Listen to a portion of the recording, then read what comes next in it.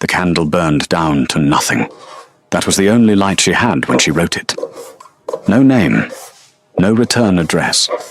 Just the raw, trembling truth she had carried inside her chest for over a year, finally bleeding onto paper at midnight. She did not mean to send it. She meant to burn it. But her younger sister had bundled the wrong letters that morning, rushing out the door before the post was collected. And by the time Vivian realized what had happened, the letter was already gone. Sealed. Sent. Delivered to the one man in all of England she had no business writing to, the Duke of Harwick. Cold, powerful, untouchable. A man who did not smile at garden parties. A man who walked into a room and made every conversation stop. A man who had buried a wife, survived a scandal, and came out harder on the other side. Oh, they said he had no heart left. They said whatever warmth he once carried had been locked away somewhere even he could not find. And now he had her letter, her words, her confession, her most private, most foolish, most honest thoughts. She had written about the way she noticed him when no one else was paying attention. Not the Duke with the title and the estate, but the man who stood alone near the window at the Whitmore ball, holding his glass without drinking from it, staring at something no one else could see. She had written that she thought he was the loneliest person in any room he entered, and that it broke something open in her every time she saw it. She had written that she wished, just once, someone would stand beside him, not because of his name, but because of him. She never signed it. She never meant for anyone to read it. But at 2 a.m, 3 days after it was sent, her housekeeper came pounding on her bedroom door, voice low and frightened, telling her there was a carriage outside, a black one, with the Harwick seal on the door, and the Duke himself was standing on her front steps, waiting. Now, before we go any further, I need to ask you something. If you received an anonymous letter that saw you more clearly than anyone ever had, would you walk away from it, or would you walk straight to the person who wrote it? Drop your answer in the comments, and tell us where you are watching from. It genuinely helps more than you know. And if this story is already pulling at your heart, please hit that subscribe button right now. You do not want to miss what happens when she opens that door. Vivian Calloway had exactly 3 minutes to decide whether to pretend she was not home. She stood in the middle of her bedroom, barefoot on the cold floor, her dark hair loose around her shoulders, her nightgown plain and unadorned. The candle on her writing desk had burned itself to a stub. The rest of the house was dark. It was 10 minutes past 2 a.m, and somewhere downstairs, the Duke of Harwick was standing at her front door. Her housekeeper, Mrs. Fenwick, had come upstairs with wide eyes and a voice pulled tight with alarm. She had whispered the words like they were dangerous. The Duke, outside, waiting. And Vivian had stood very still, gripping the bedpost, trying to breathe normally. She had not managed it. She pulled a shawl around her shoulders, lit a second candle from the dying first one, and moved toward the stairs. Her feet made no sound on the carpet. The house felt different at this hour, smaller, closer, like the walls had drawn in while she was sleeping. She could hear the wind outside, and beneath it, faintly, the restless shift of horses. Mrs. Fenwick was at the bottom of the stairs, holding her own candle, her grey hair pinned hastily and her face pale. She looked at Vivian with an expression that asked very clearly whether they should simply bolt the door and pretend the whole thing was a dream. Vivian shook her head once. She walked to the front door. She opened it. He was taller than she remembered. That was her first thought which was absurd because she had seen him standing at various distances at various social events over the past 2 years. She knew how tall he was but standing in her doorway at 2 in the morning, with nothing but a thin shawl between her and the night air. He seemed to take up the entire frame. The Duke of Harwick, Sebastian Greaves, looked at her without speaking. He was dressed for travel, his dark coat still carrying the cold of the night, his cravat loosened slightly at the throat. His hair was darker than the sky behind him. His face was exactly as she had always seen it in public, composed, unreadable, giving nothing away. But his eyes were different. She had never been close enough before to notice his eyes properly. They were grey, and they were not calm at all. He held something in his left hand. A letter. Her letter. She recognized it immediately because she had written it herself, on the pale ivory paper she kept in her writing desk, in her own hand, in ink that had smeared slightly on the 3rd line because she had been crying when she wrote it, and had not realized it until a tear hit the page. He did not hold it up to show her. He simply held it, at his side, as though he had been holding it for some time and had forgotten to put it down. Neither of them spoke for a long moment. The wind moved between them. Then he said quietly, "May I come in?" His voice was lower than she had expected. Not cold, not commanding, just low and careful, like someone trying not to startle something. Vivian became very aware that she was in her nightgown, that her hair was unbound, that her feet were bare, that Mrs. Fenwick was standing 8 feet behind her, holding a candle with the expression of a woman watching a carriage heading toward a cliff, and that she had absolutely no idea what to say. She stepped aside. He came in. Mrs. Fenwick shut the door behind him, and the wind was gone, and the 4 of them, Vivian, the Duke, the housekeeper, and the silence, stood in the front hallway of the small townhouse that Vivian shared with her sister, while their parents remained at the family estate in the country. "Perhaps the sitting room," Vivian said. Her voice came out steadier than she felt. He nodded. She led him in.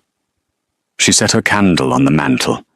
She did not sit down, because she did not trust her legs to keep working, if she did. She stood near the fireplace, which had gone cold hours ago, and she faced him, and she waited.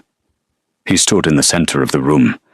He looked around once, briefly, not with curiosity, but with the careful attention of someone who was trying to get their bearings. Then he looked back at her. He held up the letter. "This came to me 3 days ago," he said. "It was bundled with correspondence addressed to my solicitor. I assumed at first it was misdirected. I set it aside." A pause. Then I read it. Vivian said nothing. There was nothing to say that would make this better. "I read it several times," he said. She felt heat rise in her face and was grateful for the dark. "I spent 2 days trying to determine who sent it," he continued. "The handwriting was unfamiliar. There was no name, no seal, nothing to identify the sender." Another pause. I had almost decided to let it go. "But you didn't," she said. "No." He looked at her. "Your sister brought a bouquet of flowers to Lady Merrow's afternoon gathering yesterday. She wrote a note to accompany them. Lady Merrow showed it to her daughter, who showed it to her companion, who is acquainted with my secretary." He stopped. The handwriting matched. Vivian closed her eyes for exactly 1 second. Her sister. Her careless, warm, rushing sister, who had grabbed the wrong bundle of letters on the way out the door and sent the most private thing Vivian had ever written directly to the most powerful man in London. And then, had helpfully provided a sample of the family handwriting to complete the trail. "Miss Calloway," he said. She opened her eyes. He was still holding the letter. He was still looking at her with those grey eyes that were not calm. And he said very quietly, "Why did you write it?" She had prepared for many versions of this moment in the 3 days since she realized the letter was gone. She had prepared for anger. She had prepared for a cold dismissal. She had even, or in her most dramatic imaginings, prepared for something like contempt. She had not prepared for this, for the way he asked, for the steadiness of it, for the fact that he had come himself in the middle of the night, rather than sending a solicitor's letter or simply ignoring the whole matter, for the way he was looking at her like the answer mattered. She said the only true thing she had left, because it was 2 a.m, and I did not think anyone would ever read it. Something shifted in his face, just slightly, just enough that she caught it before he could put it back where it belonged. He looked down at the letter in his hand. He looked at it for a long moment. Then he folded it carefully, along the same creases it had already been folded into, and he placed it inside his coat pocket. He said, "Oh, you wrote that you thought I was the loneliest person in any room I entered." She did not deny it. "You wrote that you wished someone would stand beside me, not because of my name." She still did not speak. He looked at her. "No one has ever said that to me. Not once. Not in any letter, or any conversation, or any room I have entered in the last 15 years. The candle on the mantel burned between them. The house was perfectly silent. Outside, one of the horses shifted and went still again. Vivian felt something in her chest that she did not have a word for. It was not quite hope. It was heavier than hope, and older, and more frightened. She said, "I am sorry for the intrusion. It was never meant to reach you." "I know," he said. "That is why I believed it." He stayed for 11 more minutes. They did not sit. They did not move from opposite sides of the cold fireplace. They spoke in low voices about nothing that mattered: the weather, the lateness of the season, the state of the roads from his estate to London. Ordinary things. Safe things. But when he left, he paused at the front door. He looked back at her once, and he said, "Miss Calloway, would you be at home tomorrow afternoon?" She looked at him. "Yes," she said. He nodded. He went out into the dark. Mrs. Fenwick shut the door. The sound of the carriage faded down the street. Vivian stood alone in the hallway for a long time. Then she sat down on the bottom stair, pulled the shawl tight around her shoulders, and stared at the closed door. She had no idea what she had just agreed to. She was not entirely certain she cared. The morning arrived with the particular cruelty of mornings that follow sleepless nights. Vivian had managed perhaps 2 hours before the household began to stir. She heard the cook downstairs, the rattle of the grate, the smell of coal smoke drifting under her bedroom door. She lay on her back and stared at the ceiling, and went over every single word of the previous night until she had worn them smooth. Her sister, Harriet, appeared in her doorway at 8:30, with a piece of toast and an expression of shining, oblivious innocence. Harriet was 20, 2 years younger than Vivian, with fair hair that curled without effort, and a temperament that found almost everything in life delightful. She was the kind of person who walked into a room and made it warmer. She had no idea what she had done. "You look terrible," Harriet said cheerfully, dropping onto the edge of the bed and offering the toast. "Thank you," Vivian said. "Did you not sleep? I heard Mrs. Fenwick moving about quite late." Was something wrong? Vivian looked at her sister. She looked at the toast. She took a very deliberate breath. "Harriet," she said, "when you took the letters to the post 3 days ago, do you remember which bundle you took?" Harriet thought about this. "The ones from your writing desk, I think. You had asked me to take care of them before I left. I asked you to take the letters on the small tray beside the window. Yes, that is what I took." "The tray beside the window had 3 letters on it," Vivian said carefully. 2 were meant for the post. 1 was not. Harriet blinked. "Oh." A pause. "Oh dear." The one that was not meant for the post was written on ivory paper. It was folded twice. It had no seal. Harriet's expression moved through several stages. Realization. Concern. A flicker of something that was almost, not quite, but almost amusing, which she quickly suppressed when she saw Vivian's face. "Who was it addressed to?" Vivian told her. The toast fell off the plate. Harriet stared at her sister with her mouth slightly open. "The Duke of Harwick." "Yes." "Sebastian Greaves." "The Duke."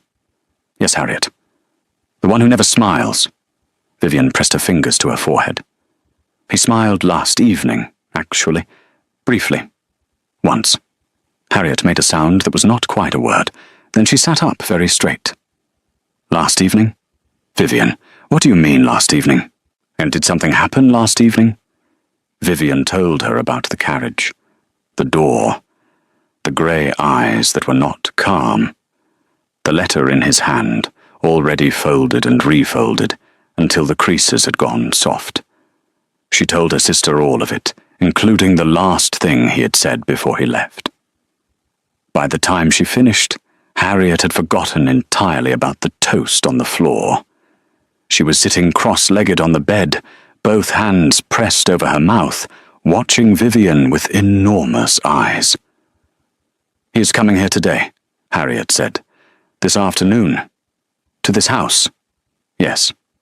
Because you wrote him a letter that said he was the loneliest man in London." "That is not precisely what I wrote. That is precisely what you meant." Vivian did not argue with that. Harriet was quiet for a moment. Then softly, "Viv, you have been watching him for 2 years. I have not been watching him. You told me last winter that you had memorized the exact way he stands when he is bored at a dinner party versus when he is genuinely listening. That is watching someone, Viv." Vivian looked at the ceiling again. Harriet reached over and took her hand. "What are you going to say to him when he comes?" "I have no idea. Are you frightened?" She thought about it honestly. "I was frightened last night," she said. "Now I am something else. I am not sure what." "Curious," Harriet said gently. "Perhaps. He came himself, at 2 a.m. He did not send a letter. He did not send a solicitor. He did not ignore it. He came by himself." "I know." "That means something, Vivian." Vivian sat up and pushed her hair out of her face, or she had a great deal of thinking to do, and very little time to do it in. By 1 o'clock, she had dressed in her best day dress, brushed and pinned her hair, and positioned herself in the sitting room with a book she had absolutely no intention of reading. Mrs. Fenwick had straightened the room twice and rearranged the flowers in the vase on the side table once. Harriet had offered to disappear entirely, or alternatively to sit in the corner and not say a word, and Vivian had chosen the former. At 1:30, the knock came. It was not the knock of a man who was uncertain about his welcome. It was quiet, unhurried, and precise. 3 times. No more. Mrs. Fenwick opened the door. The Duke came in. He was dressed differently from the night before. Still formal, still immaculate, but without the travel dust and the road-worn edges. He looked like the man she had seen at parties, polished and contained, except that now she had seen the version of him that knocked on doors at 2 a.m. with crumpled letters in his hand, and she could not entirely unsee it. He was not alone. Behind him came a woman Vivian did not recognize. She was perhaps 50, with silver-streaked hair and a composure that matched the Duke's almost exactly. Her posture was perfect. Her gaze was sharp and intelligent, and moved around the sitting room quickly, before settling on Vivian, with something that was not quite assessment, but was close to it. "Miss Calloway," the Duke said. "May I introduce Mrs. Alderton? She is my father's sister. She accompanies me as a matter of propriety on social calls of this nature." Mrs. Alderton inclined her head. Her expression was careful and entirely unreadable. Vivian understood at once. He had brought a chaperone. Not because society required it for a call of this kind exactly, but because he was the Duke of Harwick, and he was standing in the sitting room of an unmarried woman whose letter he had received, and he had been precise and deliberate about every detail of how he arrived. He had thought about how this would look. He had arranged it properly. She found that she respected him for it enormously. "Please sit down," she said. "Mrs. Fenwick will bring tea." They sat. Mrs. Alderton took the chair nearest the window and produced a small piece of needlework from her bag with the efficiency of a woman who had spent decades performing the role of chaperone and had learned to make herself simultaneously present and invisible. The Duke sat across from Vivian. In the daylight, with a full night between her and the shock of his arrival, she was able to look at him more steadily. He was not handsome in the conventional way that young men at balls were handsome. He was older than that, 34 or 35, with a face that had been shaped by weather and thought and things that had not been easy. There was a small scar near his left jaw that she had never been close enough to notice before. "I hope I have not caused you distress," he said. "My arrival last night was irregular." "It was," she agreed. "But I understand why you came." "Do you?" The letter required a response that a written reply couldn't give. "You wanted to see if the person who wrote it would flinch." He looked at her for a moment. "And did you flinch?" She met his eyes directly. "I almost didn't open the door. But you did." "Yes." Something in his expression shifted again, the way it had the night before, brief and quickly controlled. She was beginning to recognize it as the closest he came, in public at least, to showing what he actually felt. He said, "I would like to ask you something, and I would like you to answer honestly." "I will try." "In the letter?" he said carefully. "You wrote about observing me. Over what period of time?" It was not a comfortable question, but she had already written him the most honest thing she had ever put on paper, and pretending otherwise now seemed absurd. 2 years, she said. "Perhaps a little more." A pause. "Why?" She thought about how to answer that. The simple version. The one that would not humiliate her further, and would still be true. "Because you seemed real," she said at last. "At parties, at dinners, everyone performs. Everyone is careful and polished and says the right thing. But you were just there. You were not performing. You were simply enduring it. And I found that I kept looking for you in every room because it felt like proof that something real still existed in those spaces." The room was very quiet. Mrs. Alderton's needlework needle paused for exactly 1 second. The Duke said nothing for a long moment. He looked at his hands. Then he looked up at her. "Miss Calloway," he said, "I buried my wife 4 years ago. I have spent the time since then being very careful not to want things." She did not speak. She let him finish. "I read your letter 14 times," he said, "and then I came here." The tea arrived. "Mrs." Fenwick set it down with the focused attention of a woman pretending she had not heard a single word of the last 3 minutes. She poured and withdrew. Vivian handed the Duke his cup. Their fingers did not touch, but they came very close. He stayed for precisely 1 hour.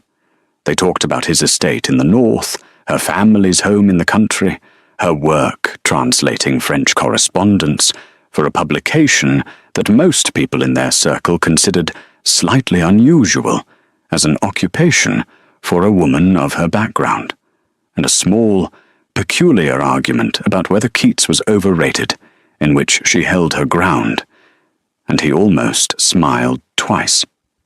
When he stood to leave, he paused again, the way he had the night before. It seemed to be something he did naturally, pausing at exits, to standing in doorways for 1 extra moment before committing to departure.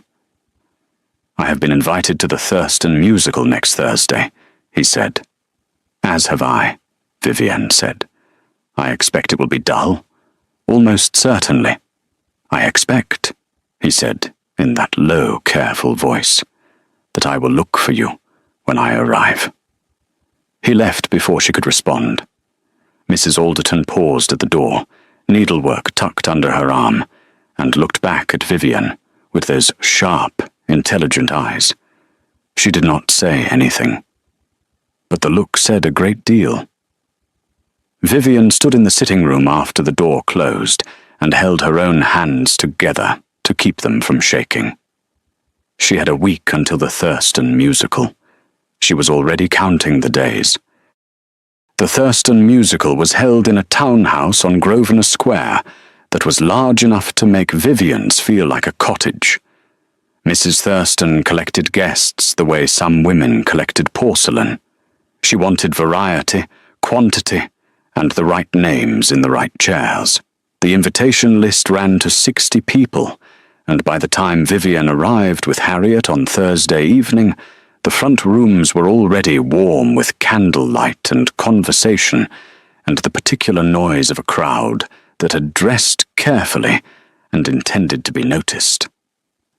Harriet had worn her best cream evening gown, and had pinned her hair up with the pearl combs their mother had sent from the country. She looked lovely, and knew it, and was not embarrassed about knowing it, which was one of the things Vivian admired most about her sister. Or Vivian had spent considerably longer than usual at her mirror. She had not admitted this to anyone, including herself, until she was already dressed and sitting in the carriage, and Harriet glanced at her sideways with a small, knowing smile, and said nothing at all. They were greeted at the door by Mrs. Thurston, a broad and energetic woman in her late 50s, who took both of Vivian's hands, as if they were old friends, and said something warm and indistinct about being so pleased. Then they moved into the main reception room.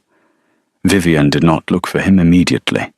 She greeted 3 acquaintances, accepted a glass of lemonade from a passing footman, commented to Harriet on the flower arrangements, and then, when she had given herself enough time to seem unhurried, she looked.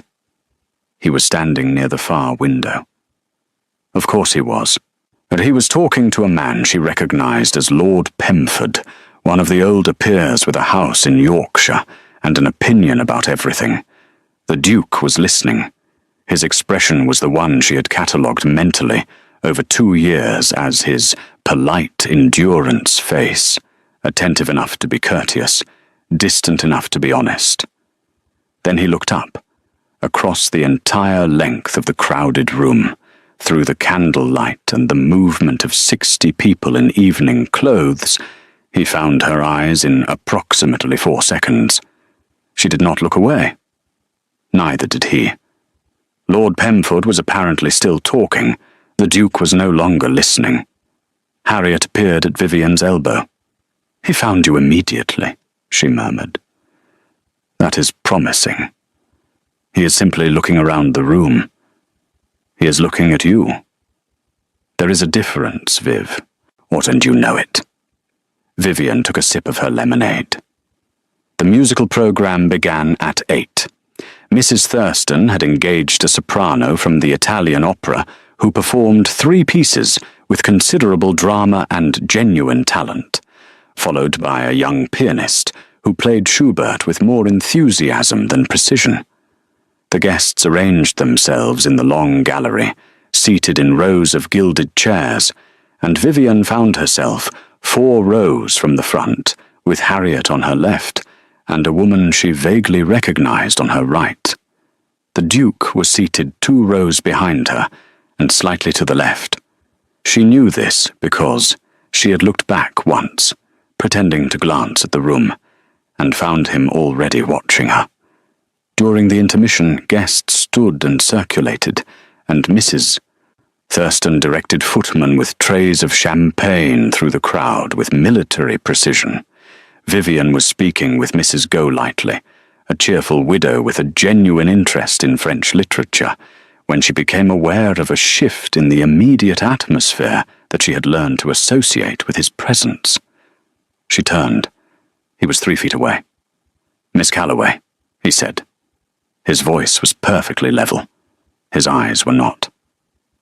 "Your Grace," she said. Mrs. Golightly looked between them with bright, curious eyes, and said something about needing to find her companion, and disappeared with the smooth efficiency of a woman who understood social situations very well. They were not alone. They were in the middle of 60 people, but somehow the 6 feet of space around them felt private. "The soprano was excellent," Vivian offered. "She was," he agreed. "The pianist needs more practice." "He is perhaps 16. 16-year-olds can practice." She almost laughed. She pressed her lips together and looked at the painting on the wall beside them, a large pastoral scene with improbable sheep. "You are harder on him than he deserves." "I am harder on most things than they deserve," he said. A pause. "So I have been told." She looked back at him. He was watching her with that careful attention she had noticed at the door. Up close, in the warm candlelight, the grey of his eyes had more depth than she had first realized. There were lines at their corners that came from sun and wind more than age. "I have been thinking," he said quietly, "about what you said on Tuesday, about watching someone because they seem real." "I did not mean it as an intrusion," she said. "I know. That is not why I have been thinking about it." He paused. He looked at the improbable sheep for a moment. "I have been thinking about it because I could not remember the last time someone described me as real. I am usually described as formidable, or cold, or difficult, occasionally impressive, never real. Those are all defenses," she said. "Real is what is underneath them." He looked at her. She had not meant to say that quite so plainly. "Yes," he said, very quietly. "It is." The second half of the program was about to begin. Mrs. Thurston was directing guests back toward the gallery. The crowd shifted around them. He said, "I am riding in the park on Saturday morning, early before the fashionable hour. The paths near the east gate are quiet." She looked at him steadily. "Are you inviting me to ride in the park? Your Grace?" "I am mentioning," he said carefully, "that I will be there. What you do on Saturday morning is entirely your own affair." The smallest, most controlled smile she had ever seen crossed his face. It lasted perhaps 2 seconds. Then it was gone, and he was the Duke again, composed and contained. But she had seen it. "I enjoy an early ride," she said. He inclined his head. He moved back toward his seat. She moved toward hers. Harriet, who had managed to position herself close enough to observe the entire conversation without appearing to, materialized at Vivien's side as she sat down. Saturday morning, Harriet breathed. "Not a word," Vivien said. Harriet pressed her lips together. She lasted exactly 40 seconds before she whispered. He smiled. Vivien did not answer, but she was looking straight ahead at the stage, and she was not thinking about the pianist at all. Saturday arrived with clean autumn air and a sky the color of pewter turning slowly to silver. Vivien was at the east gate of the park at 7:30. She had brought her own horse, a calm grey mare named Delphi, and a groom who understood that his job this morning was to ride at a discreet distance and notice nothing. The Duke was already there. He was mounted on a dark bay that moved with the controlled energy of a horse that wanted to run and was being asked to wait. He was in riding clothes, darker and less formal than his usual dress, and the difference made him look somehow less constructed. More like the man who knocked on doors at 2 a.m.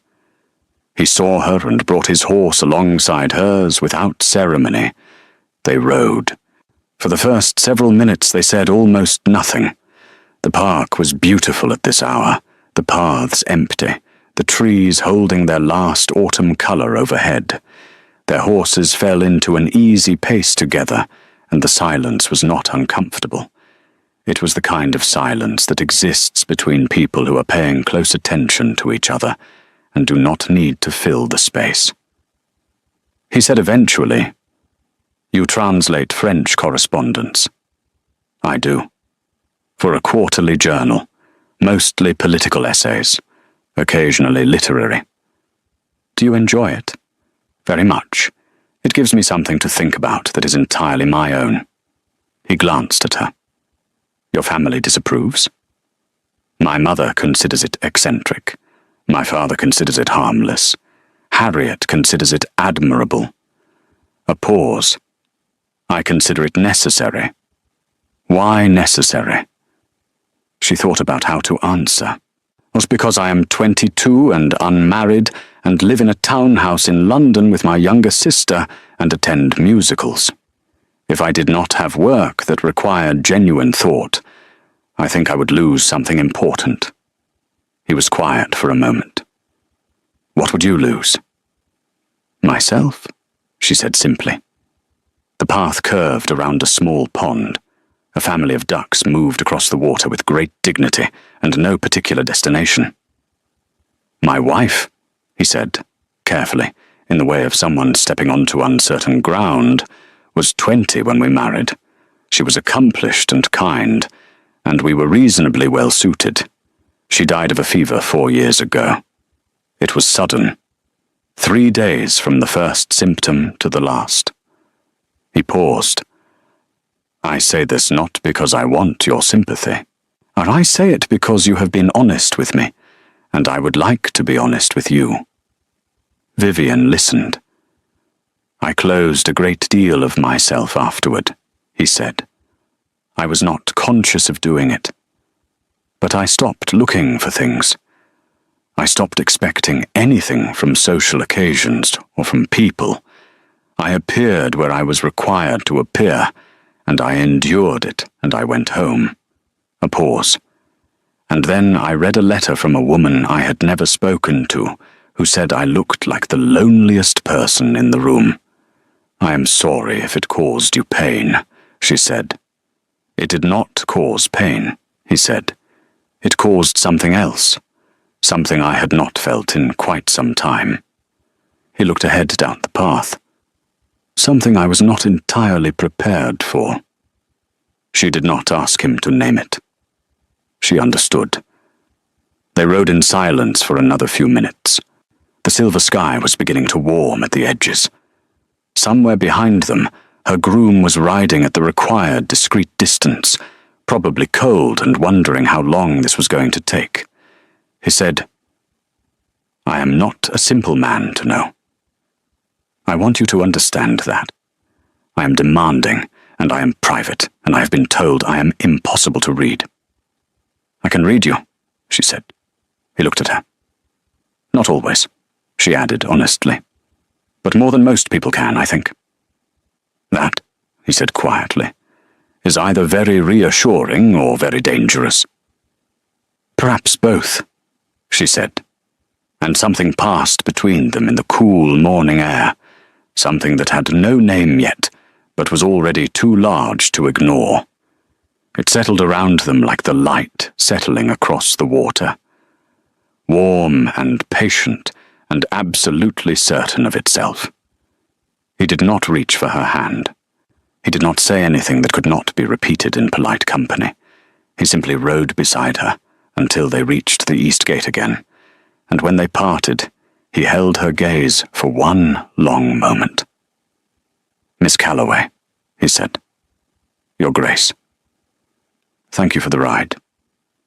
She rode home with her cheeks cold and her chest full of something she had no safe language for yet. Harriet was waiting at the door before Vivian had even dismounted, and one look at her sister's face sent Harriet into a small, private, completely contained celebration that mostly expressed itself as a single sharp squeeze of both hands. Vivian went inside. She sat at her writing desk. She did not write anything. She simply sat there with her hands flat on the surface where the letter had been written, in the small hours of a night that felt like another lifetime, and she breathed. 3 days after the ride in the park, a letter arrived for Vivian with the Harwick seal. She did not open it immediately. She held it for a moment, the way you hold something that might change things, carefully, conscious of the weight of it. Then she broke the seal. It was not a long letter. He was not a man who used 10 words when 5 would do, but what it said in those few sentences was precise and considered and entirely like him. He wrote that he had enjoyed their conversation in the park. He wrote that he had a standing engagement at his club on Monday evenings, but that on Tuesday he intended to attend the exhibition of watercolours at the Langley Gallery on Brook Street, if she had any interest in art and happened to find herself in that part of the city. He had not asked her directly. He had simply mentioned where he would be, for she smiled at the letter for a private moment. Then she folded it and placed it in the drawer of her writing desk, alongside the other things she kept that mattered. On Tuesday afternoon, she arrived at the Langley Gallery at 2 o'clock. She was not alone. She had brought Harriet, which was both practical for propriety and inadvisable, because Harriet was constitutionally incapable of subtlety when she was excited. She had also told Mrs. Fenwick where they were going, which meant that by evening the cook would know as well, and probably the woman next door. But that was simply the nature of small households. The gallery was a long, narrow space, with good light from the upper windows, and a pleasant smell of beeswax and old paper. The watercolours were landscapes, mostly, with a few portraits and one remarkable series of coastal scenes that had a quality of light Vivian found genuinely beautiful. She was standing in front of the 3rd coastal scene when she heard footsteps she had, apparently, already learned to recognize. He appeared at her left side. "The cliffs are wrong," he said, by way of greeting. She looked at the painting. "I beg your pardon." "The angle. He has painted them from a position that would require standing in the water, which is possible but unlikely. Perhaps he had very tall boots." He made a sound that was not quite a laugh, but was in the same family. "Perhaps." Harriet, who had been examining a landscape 2 paintings over, suddenly became very interested in something at the far end of the gallery. She did not look back. And Vivian owed her an enormous debt that she would be paying off in small installments for years. "The Coastal series is the best of the collection," Vivienne said. "The interior landscapes are competent, but they lack something." "Feeling," he said. She looked at him. "The Coastal work has a feeling in it," he said. "The rest is technically correct. Technically correct and genuinely felt are not the same thing." "No," she agreed. "They are not." They moved slowly through the gallery. Not quickly, not with any performance of purpose. They simply walked and looked and spoke in quiet voices about what they saw, and it was the most natural thing she had experienced with him so far, easier than the sitting room, easier than the park, because the paintings gave them somewhere to put their attention when the conversation required breathing space. Or he knew considerably more about art than she had expected. He spoke about technique and composition with the precision of someone who had spent real time looking and thinking, not simply collecting. "You paint?" she said. He glanced at her. "Why would you think that?" "Because you describe it the way people describe things they do themselves, not as an observer, as a practitioner." A pause. "Poorly," he said. "I paint poorly. But yes. What do you paint?" "Landscapes, mostly. Nothing worth showing anyone." "But you keep doing it." "Yes. Because it requires genuine thought. That is entirely your own," she said. He stopped walking. He looked at her. She had just used his own words back at him, the ones she had said in the park that she had not realized she was echoing until they came out. Something in his face did the thing it did, or the brief unguarded shift, and this time it lasted a little longer before he put it away. "Yes," he said quietly. "Precisely because of that." They had reached the end of the gallery. Through the window, the street outside was busy with afternoon traffic and the indifferent noise of the city. He said, "I would like to call on you properly, with the correct formality. I would like to speak with your father." Vivienne went very still. "My father is in the country," she said carefully. "I am aware. I am prepared to travel there, if he will receive me." A pause. "I want to do this correctly. Not because I am required to, because you deserve to have it done correctly." She turned to face him fully. He was looking at her with the steadiness she had come to associate with the moments when he was being most honest. No performance, no distance, just the grey eyes and the careful words. "You have known me for less than 2 weeks," she said. "I have known you considerably longer than that," he said. "I simply had not spoken to you yet." She stared at him. "What do you mean?" He was quiet for a moment, a very deliberate, measured moment. "You mentioned that you had been watching me for 2 years, observing, noticing things about me that most people do not." He paused. "I was not always unaware of you, Miss Calloway." She felt something cold and warm at the same time move through her chest. "You never spoke to me," she said. "No, I was being careful. I was not ready to stop being careful." A pause. "Your letter made it impossible to continue." Harriet had appeared silently at the edge of the room, far enough away to be proper, close enough to confirm that she was absolutely absorbing every word with the focused attention of someone who planned to replay this conversation for the rest of her life. Vivienne said, "If you speak to my father, he will ask you your intentions." "Yes, I expect he will." "What will you tell him?" He looked at her for a long, unhurried moment. "I will tell him that I have read a letter that convinced me I had been wrong to stop wanting things, and that I would like, with his permission and yours, to explore whether the person who wrote it might be willing to tolerate me in a more permanent arrangement." She breathed. Once, slowly. "That," she said, "is perhaps the most restrained proposal of intent I have ever heard. I am a restrained man.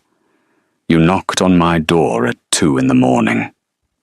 I am," he said, what with the absolute ghost of that smile, occasionally flexible. She looked at him for a long moment. The gallery was quiet around them. The coastal paintings with their improbable cliffs watched them from the walls. "Write to my father," she said. "His name is Mr. Edmund Calloway. The estate is Thornfield Park in Wiltshire." He nodded. "I will write tomorrow. He will likely write back within a week. Then I will wait a week." She held his gaze. "And if he says yes? Then," he said, "we will have a great deal more to talk about." He left the gallery first, after bidding farewell to Harriet, with the formal courtesy of a man who had remembered she existed and felt appropriately apologetic about the fact that he had spent most of the afternoon forgetting. While Harriet accepted this with gracious delight and immediately turned to Vivian the moment the door closed. "He noticed you first," Harriet said. "He noticed you before any of this." "Vivian." "I know," Vivian said. "He is going to write to Father." "I know." "Father is going to say yes. You know Father is going to say yes." Vivian looked at the coastal paintings one more time, the cliffs with their improbable angles, the painter who had perhaps stood in the water to see what could not be seen from the safe, dry shore. "Yes," she said. "I know." She was smiling when she said it. The letter from her father arrived on a Wednesday morning, 8 days after Sebastian had written to Wiltshire. Vivian was at her writing desk, translating a particularly dense French political essay, when Mrs. Fenwick brought it up on a small tray with the Morning Post. She saw her father's handwriting on the outside and set down her pen immediately. The letter was 2 pages long, which was unusual. Her father was a man of few written words. He preferred conversation, preferred sitting across a table and reading a person's face rather than their sentences. 2 pages meant he had felt strongly enough to sit down and work through his thoughts in full. She read it slowly. He had received the Duke's letter. He had read it 3 times. He had then, characteristically, gone for a long walk around the estate before writing his reply, because her father made no significant decision without first consulting the open air. He wrote that he found the Duke's letter direct and honest, which he respected. He wrote that he had made inquiries, discreetly, about the Duke's reputation and character, and that what he had learned had satisfied him on the important points. He wrote that he had some reservations not about the Duke himself, but about the speed of things, and that he wanted to see Vivian in person before any formal understanding was reached. Then, on the 2nd page, he wrote something that made her eyes fill without warning. He wrote that he had always known Vivian was the kind of person who felt things deeply and noticed things others missed. He wrote that he had sometimes worried this made the world harder for her than it needed to be. And he wrote that if there was a man who had read her words and come to her door at 2 in the morning because he could not stay away, then perhaps the world had finally caught up to what his daughter deserved. He asked her to come home to Wiltshire for a fortnight. Vivian folded the letter and held it against her chest for a moment. Then she went downstairs and told Harriet to begin packing. Thornfield Park in Wiltshire was not a grand estate. It was comfortable and slightly worn at the edges, in the way of houses that were genuinely lived in rather than maintained for appearance. The gardens were her mother's territory, and showed it, abundant and slightly overgrown, in the most beautiful possible way.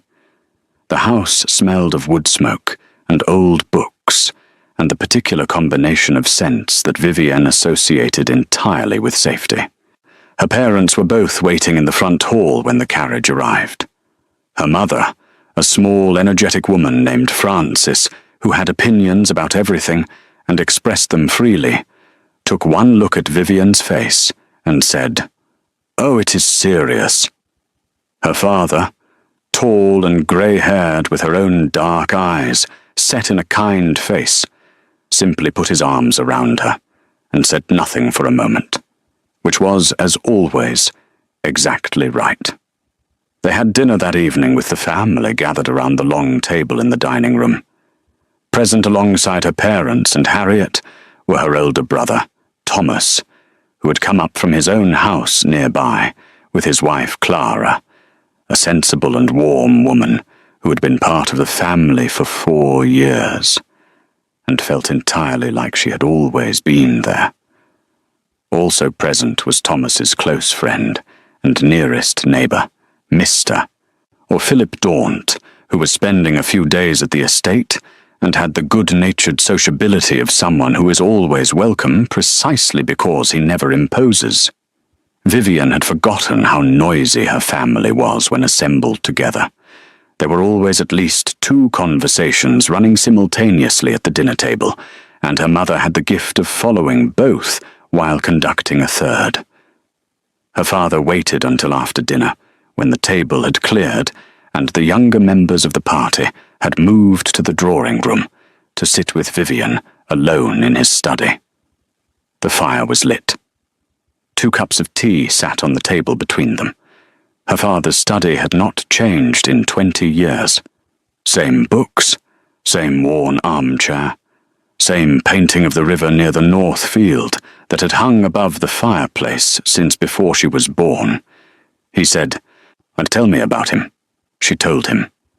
Not the condensed version she had told other people, but the real one. Beginning from 2 years ago at the Whitmore ball, when she had first noticed a man standing alone near the window, holding a glass he was not drinking from. Through the letter she had never meant to send, through the knock at 2 in the morning, through the park and the gallery and everything he had said and not said, and the way he looked at her when he thought she was looking away. Her father listened without interrupting, which was one of his finest qualities. When she finished, he was quiet for a moment. He turned his teacup in his hands. "Are you frightened?" he asked. "Not the way I was at first," she said. "Not frightened of him. Perhaps a little frightened of how much I want this to be real." "Does it feel real?" She thought about the way Sebastian had folded her letter along its existing creases before putting it in his pocket. The way he had brought Mrs. Alderton for propriety without being asked. The way he had said in the Langley Gallery that her letter had made it impossible to continue being careful. "Yes," she said, "more real than anything I have felt in a long time." Her father nodded slowly. He set down his cup. "He wrote to me with a great deal of care," he said. "Most men in his position would have written something brief and confident. He wrote something considered. He acknowledged the shortness of your acquaintance, and said plainly that he was not asking for anything to be rushed. He said he would wait as long as was required to do this correctly." "That sounds like him," she said quietly. "I liked him for it," her father said. "I want you to know that before I say what else I need to say." She looked at him. "He has had a difficult few years," her father said carefully. "Grief does things to people. Sometimes it softens them. Sometimes it makes them very good at building walls. I want you to be sure that you are seeing the man, and not simply the idea of saving him from his own loneliness." She was quiet for a moment. She took it seriously, as he intended. "I have thought about that," she said, "and I do not think that is what this is. I did not write that letter because I wanted to rescue him. I wrote it because I recognized something in him that I felt in myself. Not his loneliness, his realness, or the fact that he did not perform. She paused. I am not trying to save him, Papa. I am trying to get to know him. Her father looked at her for a long moment. Then he reached across and patted her hand once, in the way he had done since she was small, when he wanted her to know something was settled. Then you have my blessing, he said, both in the receiving and the giving. She squeezed his hand and could not speak for a moment. Sebastian arrived at Thornfield Park on Friday.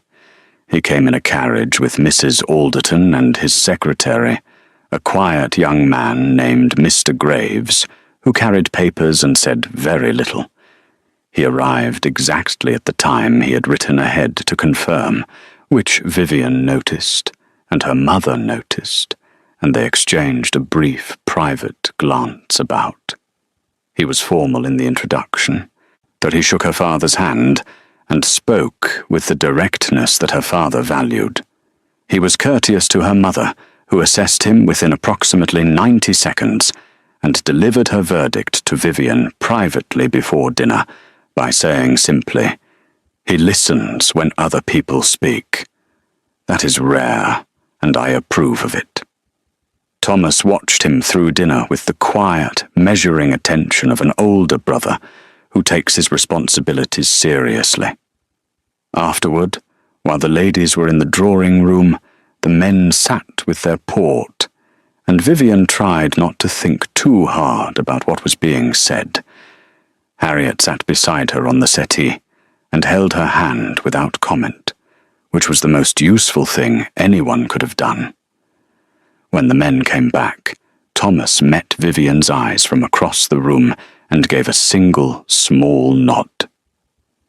She breathed, for later that evening, with the house settling into its nighttime quiet and only the drawing-room fire still burning, Sebastian found a moment to stand beside her near the window. The others were occupied. The night outside was clear and cold and full of stars. He said very quietly, "Your father has given his blessing." "I know," she said. "He told me." "I have not yet asked you," he said. She turned to face him. He was not performing. He was not the composed public duke or the careful strategist of careful words. He was simply there, in the firelight, with his grey eyes steady and something in his face that was unguarded in a way she had only seen in pieces before.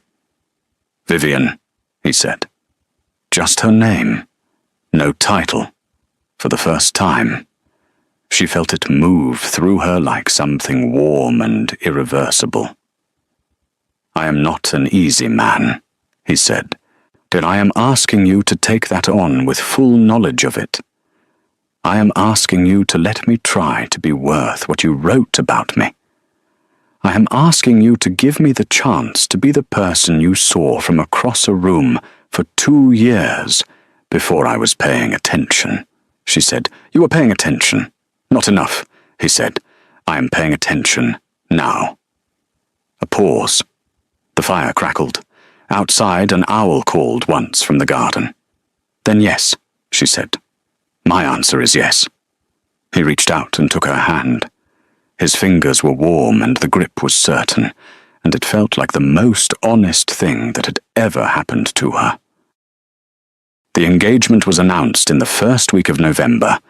It appeared in the morning papers on a Tuesday, 3 lines in the social column between a notice about a new assembly room opening in Bath and an advertisement for imported wool.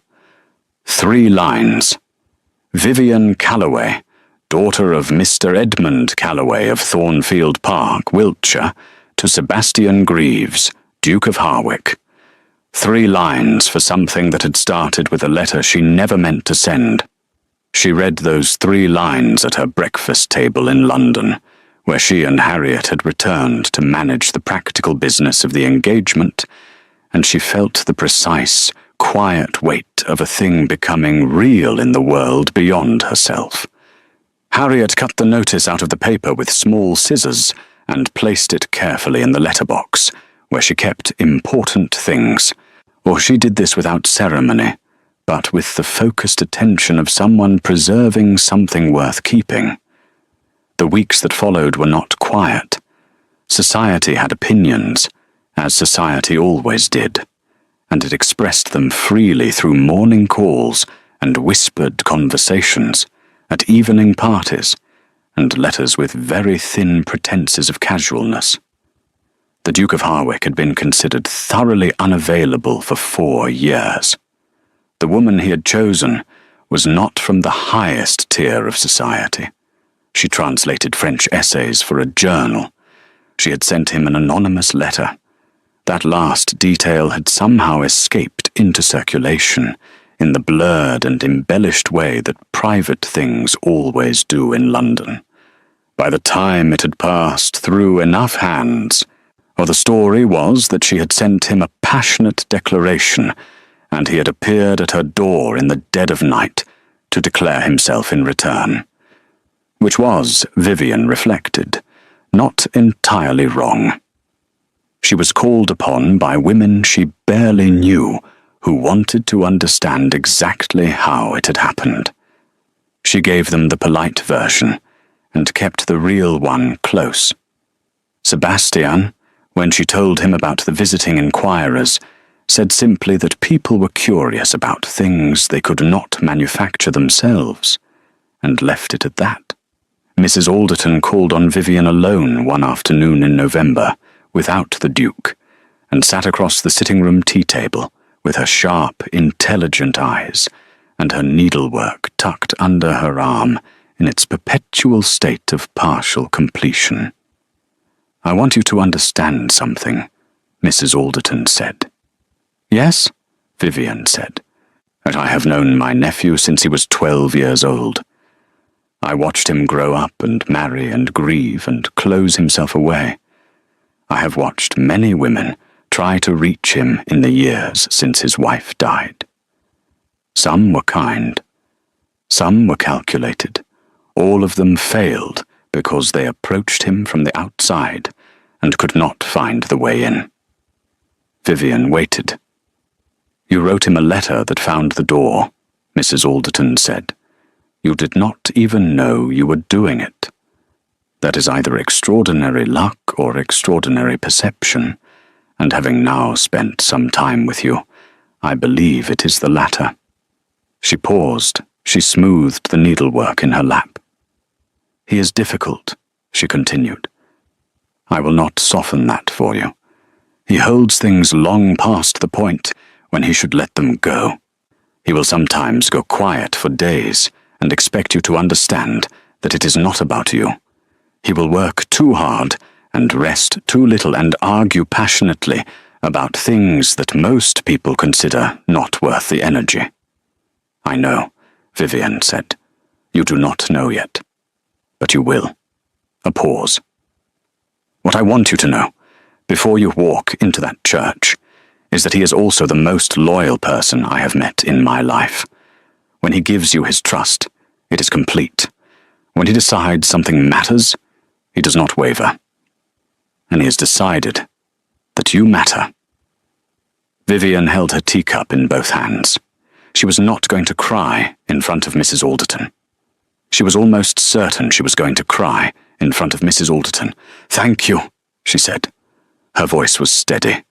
Mrs. Alderton nodded briskly, or in the manner of someone who has said the important thing and sees no reason to elaborate. She finished her tea. She tucked her needlework more firmly under her arm. She left. Vivian sat alone in the sitting room for a long time. The wedding was set for the 15th of December.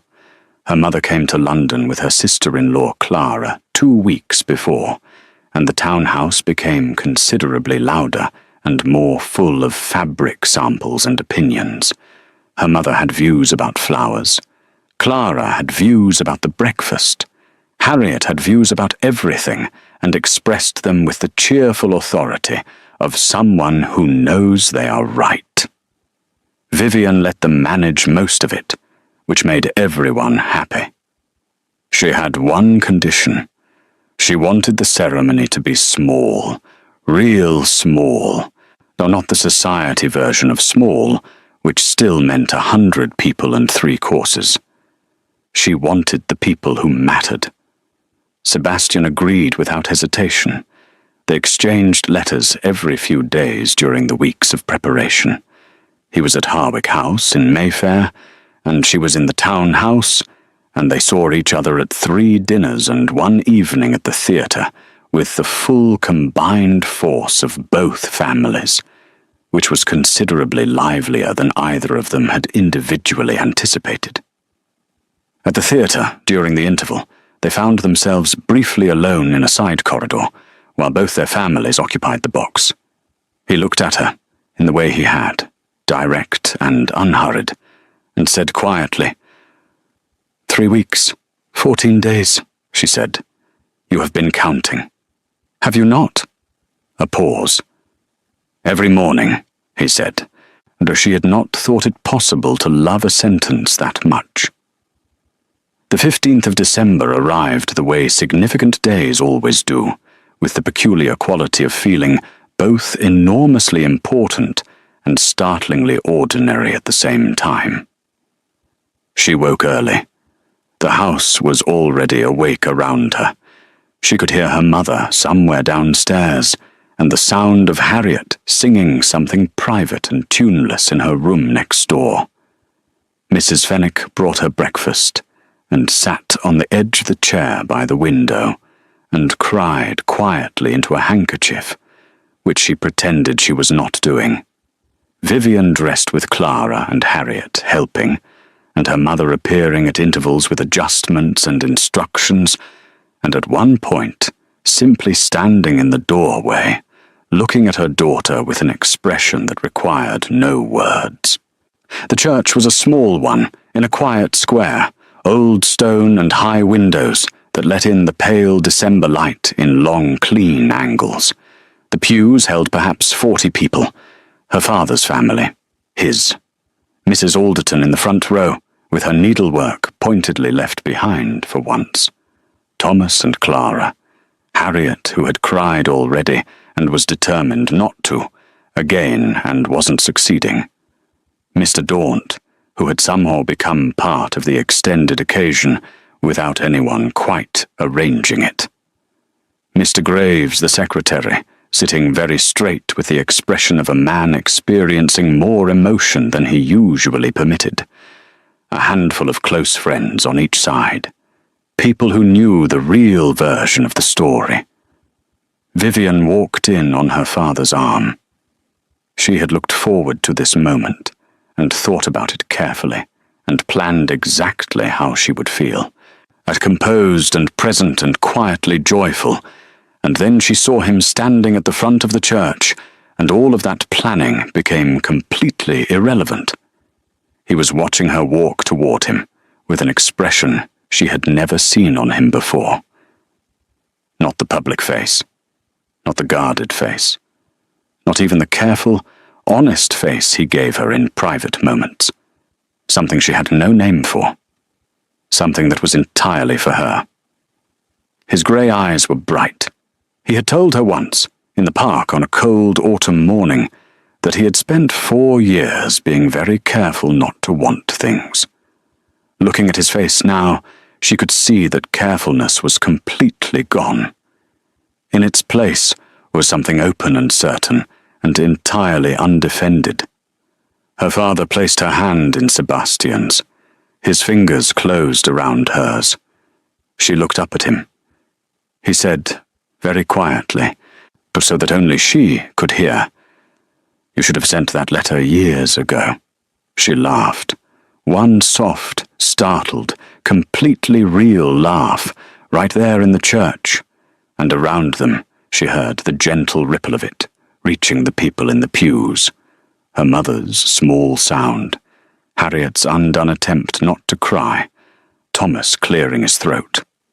The ceremony was simple and clear and full of the kind of meaning that does not need ornamentation. They made their promises in steady voices. She held his hand the entire time, and he held hers, and neither of them let go. When it was done, they walked back down the aisle together, through the pale December light coming through the high windows, through the people who loved them, through the sound of the bells beginning above them in the old stone tower. Outside, the December air was cold and clean. The square was quiet. Their breath rose in small clouds between them. He looked at her on the church steps, with the light on his face, and something in his expression that was so open and unguarded, it almost hurt to look at. She thought about a woman sitting alone at 2 a.m, with a candle burned to nothing, writing the truest thing she had ever felt onto a piece of ivory paper she had meant to burn. She thought about the knock at her door in the dark. She thought about grey eyes that were not calm at all, and she understood, standing in the cold December light with his hand warm in hers, that the letter had not been a mistake. It had been the most important thing she had ever done.